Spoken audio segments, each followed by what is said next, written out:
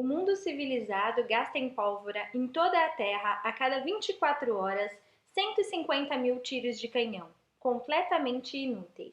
A 6 francos cada tiro, temos a soma de 900 mil francos por dia. 300 milhões por ano que se transformam em fumaça. Simples curiosidade. Enquanto isso, os pobres morrem de fome.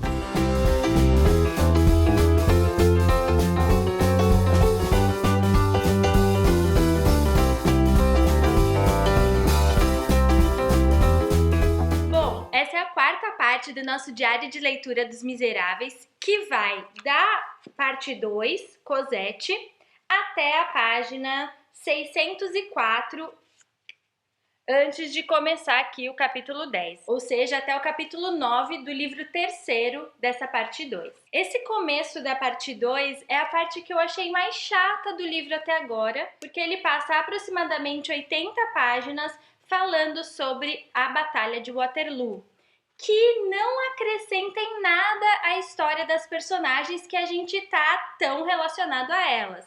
Só no fim dessas 80 páginas é que aparece um personagem, mas que não precisaria ter contado toda a história da batalha para se falar sobre isso. Tem uma nota de rodapé aqui, logo no começo do livro primeiro, que chama Waterloo, que diz: Victor Hugo, antes de escrever esta parte do livro, visitou demoradamente o campo de batalha de Waterloo, desde maio até princípios de julho de 1861.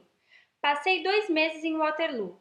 Foi ali que fiz a autópsia da catástrofe. Fiquei 2 meses curvado sobre aquele cadáver, escreveu ele em seu diário. Então me pareceu que ele ficou tão chocado com tantas mortes que aconteceram nessa batalha que ele quis colocar isso aqui no livro. Para mim, na verdade, o que eu senti é que me faltaram assim informações históricas para eu poder acompanhar um pouco tudo que ele narrava. Claro que dá para entender, mas eu confesso que em algumas partes eu fiquei meio perdida com nomes de generais, com lugares. Quando ele fala que aquele general já era conhecido por tal. Eu não tenho essas referências e isso me atrapalhou um pouco. Mas, no geral, o que ele fala aqui de Waterloo é que foi uma vitória da Europa contra a França, né, que se passou pelas mãos do Wellington, que era o comandante das tropas inglesas, mas que não foi ele quem venceu a batalha, mas sim a Inglaterra como um todo e mais ainda a Europa como um todo, e que era necessário que isso acontecesse para que mudasse o século XIX. Ele fala que todas as mudanças só foram possíveis porque não tinha mais Napoleão Bonaparte no comando.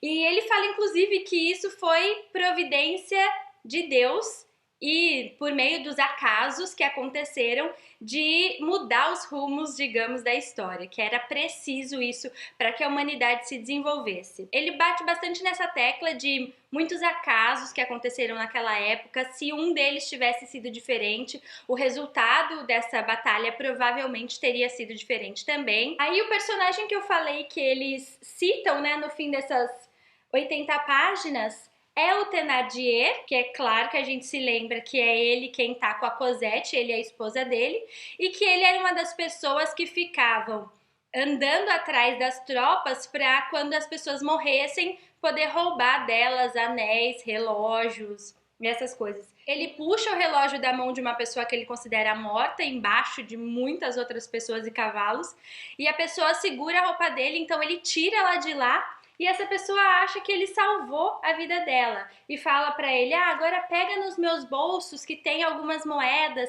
E ele fala: não tem mais nada aqui, acho que você foi roubado. E o soldado que tá lá fica até: que pena, queria te agradecer por você ter salvo a minha vida.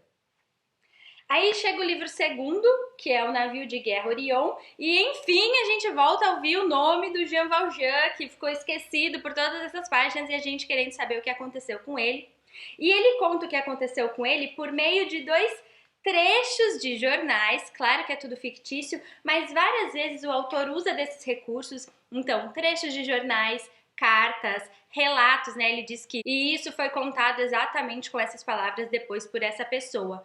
O que traz a história uma veracidade maior, né? Ela se torna mais real, apesar de todos os dados serem fictícios. Quando ele fala que aqui ele vai colocar exatamente um trecho de jornal, mesmo que este trecho não exista, faz com que pareça mais real a história do Jean Valjean, faça com que pareça com que essa história realmente aconteceu e realmente foi noticiada, né? Realmente apareceu na história daquele país, daquela cidade, daquele povo. E aqui então ele diz que o Jean Valjean foi preso aproximadamente 3 ou 4 meses depois que ele fugiu, né, aquele dia, que sabem que ele tirou uma quantia imensa do banco, mas não sabem onde ele escondeu, e que agora ele está sendo levado para as galés para cumprir uma pena perpétua. E aqui ele fala desse navio que está levando os presos, que é um navio de guerra, né, digamos.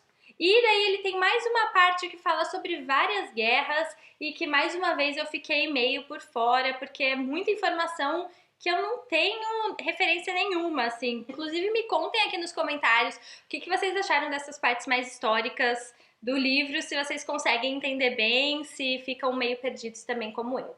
Mas enfim, ele fala que nesse navio muitas pessoas estavam ali olhando e um dos marinheiros ficou pendurado em uma das cordas do navio e ninguém tinha coragem de ir lá salvar ele, só ficavam olhando. Uma hora ele não ia aguentar mais e se caísse ali provavelmente morreria no mar, até que um preso pede permissão para ir salvá-lo, é dada essa permissão e ele consegue quebrar as correntes muito facilmente para ir até lá, salva e acaba caindo no mar. Ninguém acha o corpo dele, nem ele não sai na água e as pessoas o consideram morto. No caso aí é o Jean Valjean, e conhecendo o Jean Valjean como a gente conhece, a gente sabe que ele não caiu na água, né? A gente suspeita que realmente ele pulou e que ele não morreu, mas sim conseguiu fugir novamente. Daí a gente vai no livro terceiro para o Monte Vermelho, eu não sei como fala, né? Que é onde vivem os Thénardier. E aí ele faz uma descrição mais profunda desses personagens, que chega a ser um pouco engraçada de tão cruel. Eu vou ler 2 pedacinhos aqui para vocês verem como que é a Madame Thénardier e o Senhor Thénardier. Os leitores, talvez desde sua primeira aparição, devem ter conservado alguma lembrança dessa Thénardier.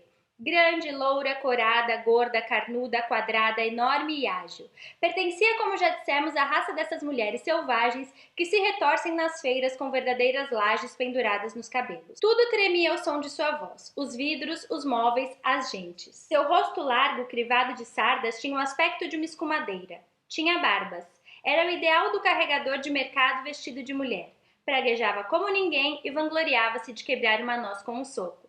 Sem os romances que havia lido e que por momentos faziam bizarramente aparecer a mulher pedante que se ocultava sob aquele bicho-papão, jamais ninguém teria a ideia de dizer a seu respeito: é uma mulher. O marido, Thénardier, era um homenzinho magro, pálido, anguloso, ossudo, franzino, com ar de doente que passa muito bem. Aí começava sua esperteza. Tinha o ar de uma fuinha e a aparência de um homem de letra. Thénardier era hipócrita, glutão, preguiçoso e esperto. E aqui eu não li os trechos inteiros, li alguns pedacinhos que compõem um pouco dessas duas personagens da história. E volto a falar de Cosette, que agora a gente está aqui no Natal de 1823. A Cosette tem 8 anos, continua muito maltratada, vestida em trapos, tudo isso que a gente já sabia.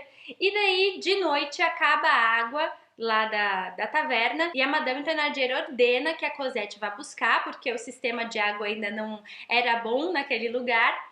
E a Cosette morre de medo, porque é a noite completamente escura e ela tem que ir até uma floresta para buscar essa água, mas a Madame Thénardier não tá nem aí, claro, e a gente acompanha esse momento. É um momento bem tocante, porque é uma criança de 8 anos que tá morrendo de medo. E o Victor Hugo tem essa maestria com as palavras de quando ele quer que a gente se emocione com uma situação, ele consegue, né?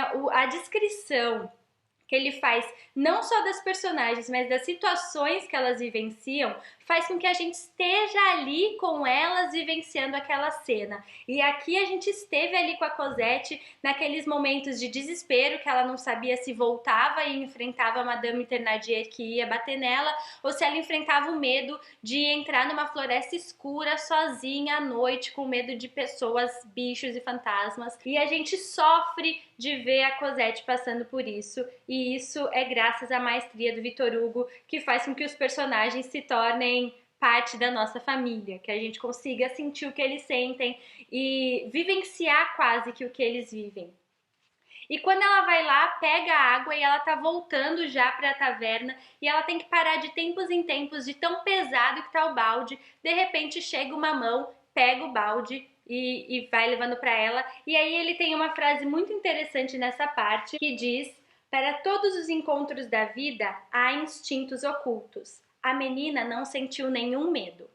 E ele não fala quem é essa pessoa, até a página 604, onde eu cheguei, ele não fala quem é essa pessoa, mas a gente sabe que é o Jean Valjean. Quer dizer, eu sei que é o Jean Valjean e ele dá aqui algumas dicas, que apareceu lá em Paris, sem ninguém saber de onde veio, que tinha os cabelos muito brancos, que parecia ser um mendigo, mas que tinha dinheiro, e a gente vai juntando as peças e vendo e suspeitando fortemente que seja o Jean Valjean. Como eu disse, ainda não há confirmação, mas ele explica como esse homem chegou ali, e daí ele pega o balde e vai conversando com a Cosette, né? Pergunta quem te mandou aqui essas horas, você não tem mãe, etc.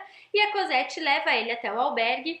E estando lá, a gente vê que esse viajante tem uma grande empatia pela Cosette. E tem uma parte aqui também que descreve a Cosette muito bem. Essas descrições são pontos altos da história, que eu vou ler também aqui um trechinho para vocês. Cosette era feia. Se fosse feliz, poderia tornar-se bonita. Cosette estava magra e pálida. Tinha quase 8 anos e não parecia ter mais de 6. Seus grandes olhos, mergulhados numa espécie de sombra, estavam quase sem brilho, tanto haviam chorado. Os cantos da boca mostravam uma curva causada pela contínua tristeza, coisa muito comum entre condenados e doentes desenganados. Suas mãos, como já havia adivinhado a mãe, estavam perdidas de frieiras. O fogo que a iluminava naquele momento punha-lhe em evidência o ângulo dos ossos, tornando-lhe a magreza horrivelmente visível. Sua roupa não passava de um trapo que no verão provocaria pena e no inverno horror. Via-se-lhe aqui e ali a pele com inúmeras marcas azuis ou negras, mostrando as partes em que Madame Thénardier havia tocado. Toda a pessoa daquela criança, seu modo de andar, suas atitudes, o som da sua voz, as pausas que fazia entre uma palavra e outra, o olhar, o silêncio, qualquer gesto, por mínimo que fosse, exprimiam e traduziam uma única ideia: medo.